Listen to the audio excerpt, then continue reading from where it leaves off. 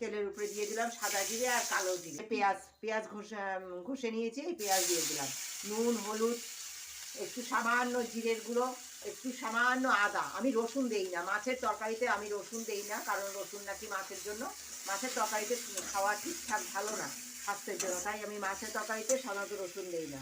আর এই দিয়ে দিলাম টমেটো। এই আলুগুলো দিয়ে মশলা দিয়ে সুন্দর কষিয়ে নেবো। হয়ে গেছে, আমি সামান্য মশলা দিয়ে আর দেখো এই যে ফুলগুলো এবার দিয়ে দেবো। ফুলগুলো দিয়ে একটু দাঁড়িয়ে চালিয়ে আমি জলগুলো কি সুন্দর নেতিয়ে গেছে। এই অবস্থায় এবার আমার এই যে মাছ ভেজে রেখেছি, মাছটাও দিয়ে দেবো আর জলও দিয়ে দেবো সামান্য।